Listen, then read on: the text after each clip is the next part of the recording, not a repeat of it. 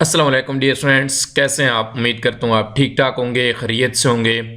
Dear friends, आज मैं आपको बताऊंगा कि थ्योरम किस तरीके से आपने लिखना है, यानी कि मसला जो है वो किस तरीके से आपने लिखना है ताकि आपके फुल मार्क्स डियर स्टूडेंट्स आएँ। तो डियर स्टूडेंट, जो किताब में तरीका दी होगी है बिल्कुल वही बेस्ट तरीका है लिखने को थ्योरम का।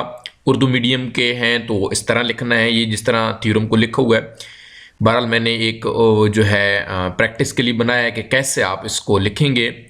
तो डियर स्टूडेंट, सबसे पहले जो है आपने ही डायग्राम बनानी है, और डायग्राम जो आप डियर स्टूडेंट बनाएंगे ये पुरकार की मदद से, ताकि सर्कल जो है वो आपका ख़राब ना हो, बिल्कुल ज़बरदस्त एक्यूरेट बने। और फिर ये आपके पास पैमाना भी होगा, ठीक है, स्केल होगा जिसकी मदद से ये लाइनें आप लगाएंगे, ठीक है, ABCO। और डियर स्टूडेंट, ये सारा जो काम है बेहतर है आप मार्कर से करें। वो मार्कर जो कटा हुआ नहीं होता उस मार्कर से ये जो है आप डायग्राम जो है वो आप बनाएं, ठीक है।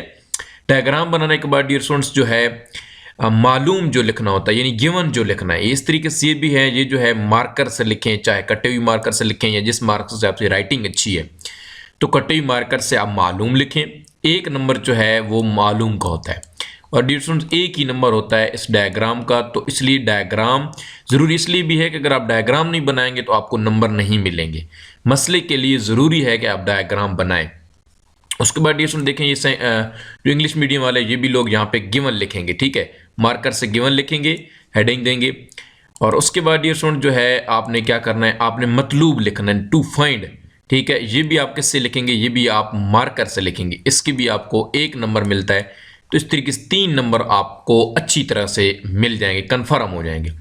फिर उसके बाद मतलूब लिखने के बाद यहाँ पे क्या लिखेंगे, ये अमल लिखेंगे। उसके बाद डियर स्टूडेंट्स अमल, कंस्ट्रक्शन।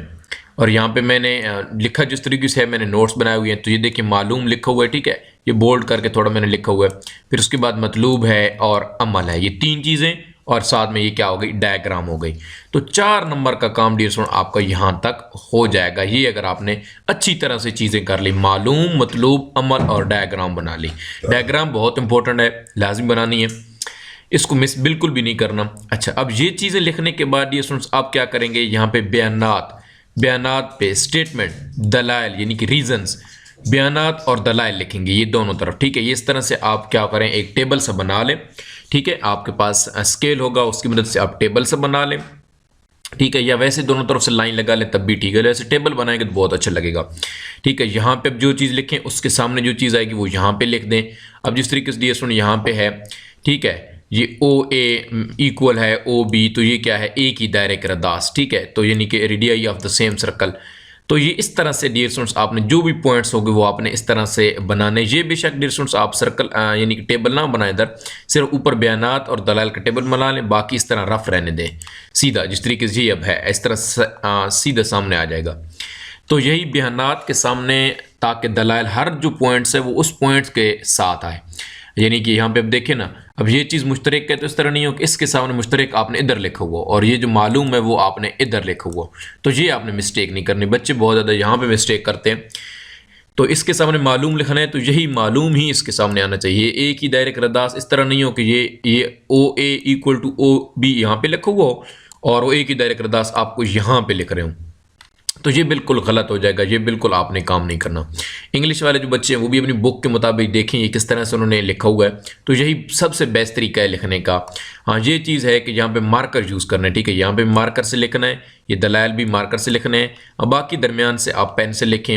ये जो अमल है ये मार्कर से, मतलूब, मालूम, ये खूबसूरत सा आपने हेडिंग दे के लिखनी है, यानी कि मार्कर से, ठीक है। और ये डायग्राम जो है ये मार्कर बेहतर है कटआउट मार्कर से, या एक साइड से उससे बनाएं, या दूसरा मार्कर आप यूज़ कर लें इसके लिए। और इसके लिए स्केल का इस्तेमाल और पुरकार का इस्तेमाल लाजमी करें, ताकि ये जो सर्कल है वो आपका एकदम जो है करेक्ट बने।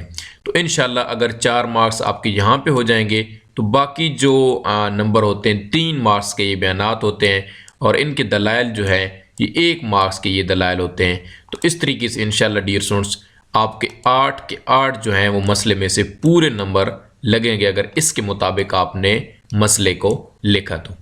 उम्मीद है डियर स्टूडेंट्स ये जो है आपको समझ आ गई होगी। अब तरीका आपको पता चल चुका है कि किस तरीके से आपने मसले को लिखना है ताकि फुल मार्क्स आएँ। तो मिलेंगे अपनी अगली वीडियो में। अपना बहुत सारा ख्याल रखिएगा। अल्लाह हाफिज़।